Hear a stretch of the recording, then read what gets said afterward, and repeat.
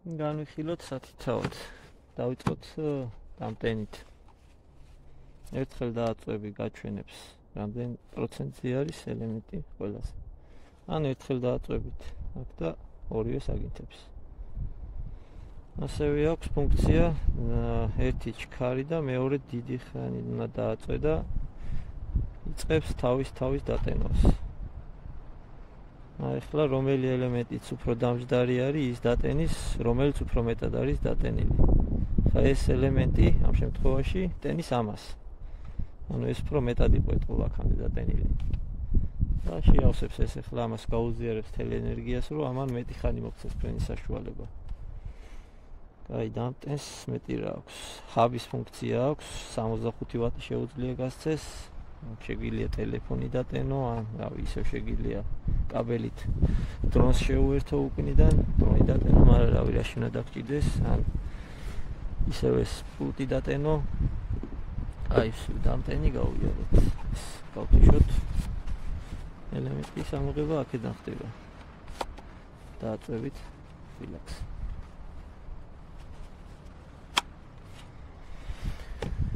так, ეხლა თვითონ დრონი. ეს აუცილებლად ყოველი ფრენის შემდეგ გავუკეთეთ. ეს იცავს კამერას.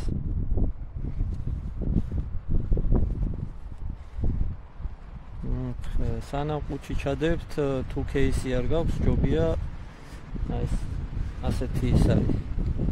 ზოგს რეზინი აქვს, ზოგს ფრიცი აქვს, ფრთებისგან დამცავი, რომ ჩადების დროს ფრთები არ დავაზიანოთ შენახვის დროს. დარწმუნდით, რომ ყველა ოთხივე მხარეს სენსორი გასუფთავებულია, სუფთად არის. ფილტრები გამოიყურება ასე, ჩემ შემთხვევაში არის სხვადასხვა ბრენდის. ეს არის GS-ერი, ესე აწერია. და როგორ იცვლება ახლა ეს ფილტრები, ნახოთ. ასე გიმბალს ვაფიქსირებთ. კარგად. და ეს უნდა გადაატრიალოთ და მოიხსნება.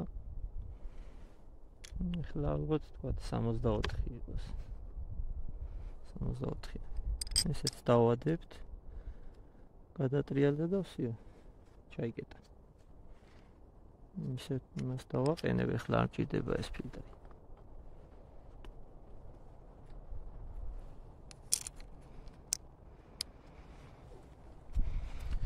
ფრენის დასრულებისას აუცილებლად შენახვამდე გავუკეთეთ ეს თავის დამცავი გიმბალის. ნუ გიმბალი არ დაგვიზიანდეს შენახვისას. ფრთებსაც თუ გავუკეთებთ თავის დამცავს, ეს კამარივით არის, ეს შემოერტმება და აფიქსირებს ფრთებს. ესეც კაი რაღაცა არის. იცავს ფრთებს რა.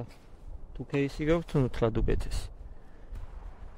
ეხლა გადავიდეთ პულტზე, რა გვაქვს აქ? ეს ჯოისტიკები აქვს უკან. ეს თუ უჩიდებთ, არ ჭირდება ხოლმე ძირითადად მოხსნა და თუ ჩანთაშიდებთ, აუცილებელია რომ არ დაგვიზიანდეს.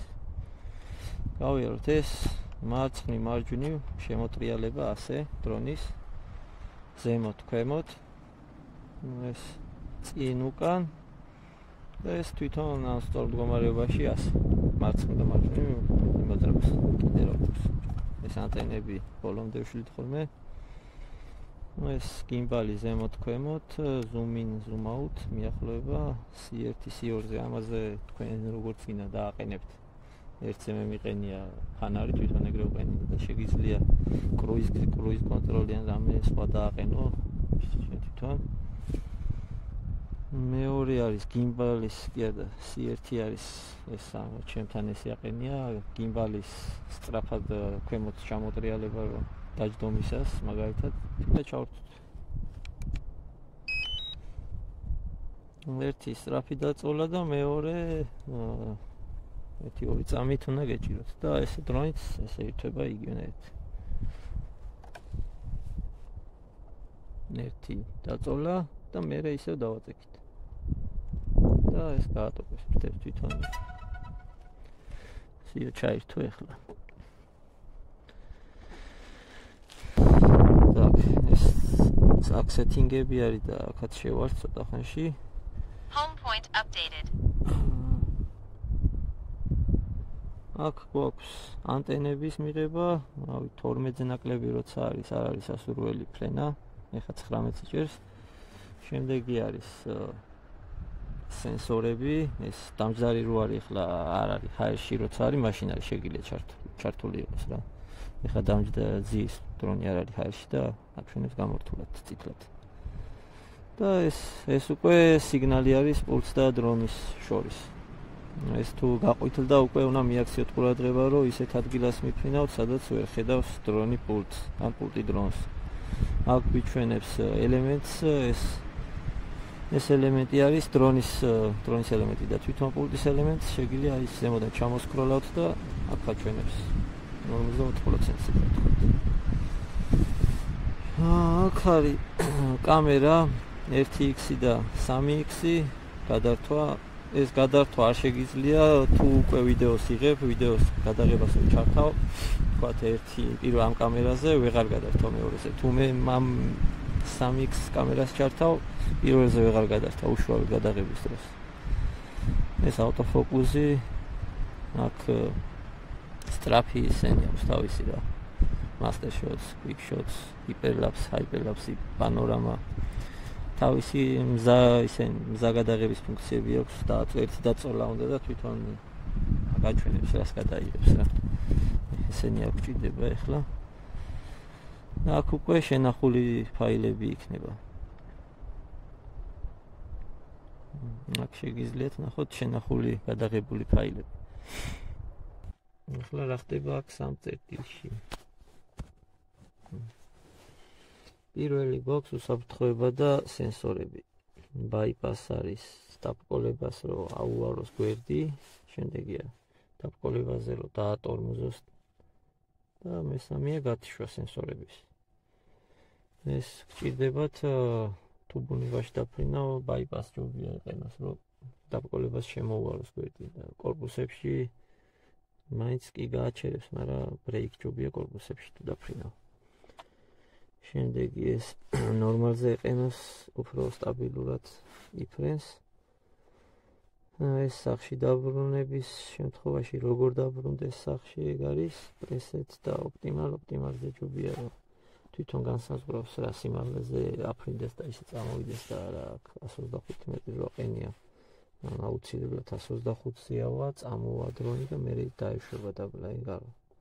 ჭირდება update home point ეს თქვენ თუ გადაადგილდებით აქედან შეგიძლიათ შეუცვალოთ სახლი რო იქ მოვიდეს max altitude ეს სიმაღლე მაქსიმალური ეს დისტანცია კომპასის კალიბრაცია იმიუ კალიბრაცია ბატარეის ინფორმაცია აქ გაჩვენებთ ბატარეას ამდენჯერ არის დატენილი თითო სელში რა ვოლტაჟია მთლიანად რა ვოლტაჟია და რამდენ გრადუსზე არის კიდე როგორც აქვს LED-ის ფანარი გამორთულზე ღამე რო აფრინდებით ავტომატურზე ჩაირთვება Advanced safety settings-ში ეს აუცილებლად return to home-ზე გეყენოთ ანუ RTH ყოველ ნიშნავს რომ დრონი რო დაკარგავს სიგნალს ადგილზევე ჩამოეკიდება და სანამ არ დაждდება descend ანუ ეგრევე დაკარგავთ თუ სიგნალს იქვე დაждდება სადაც არის და return to home ანუ წამოვა სახში სიგნალს თუ დაკარგავს ეს არ ჩართოთ არავითარ შემთხვევაში emergency only-ზე იყენოს თორე ამ მდგომარეობაში ფრენის დროს რომ მოხდეს ჯოისტიკები გაითიშება და ჩამოვარდება დრონი შემდეგ კონტროლში აქ თქვენ როგორც გინდათ ისე დააყენებთ ეს flow და FPV mode-ში შეგიძლიათ არის განსხვავება FPV-ზე დრონი სწორედ არ დაფრინავს თვითფრინავით რა როგორც FPV დრონი მაგრამ ამ კამერა დრონებით ვერ იფრინავს და ჯობია ისე flow mode-ზე იყოს კამერის სეტინგები ეს გადაცემა about აქ update-ი რამეც გაიხა აფრენა უკვე და აფრენის შემდეგ როგორ ხდება კარგი ახლა აფრენა როგორ ხდება აქვს ორი ვარიანტი შეგიძლიათ ძრავების ჩართვა არის ანუ ჩამოწევთ დაბლა და შიგნით და ჩაირთო ძრავები გათიშოთ ისევე ჩამოწევდაბლა და შიგნით და გაითიშება. ეს რო ჩაირთვება უკვე ამას დააწევი და აფრინდება სიმაღლეს. ან შეგიძლია მეორე ვარიანტი ისაც დააწვეთ, ეს შეივსება და თავში აფრინდება დაახლოებით მეტრ-ნახევარზე. უკვე ჩვენთვის მეთოდები ჩაიწყო.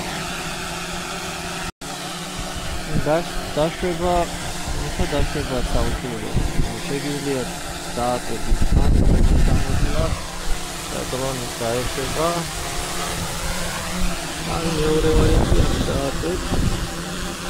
შეიშვება და დაეშვება.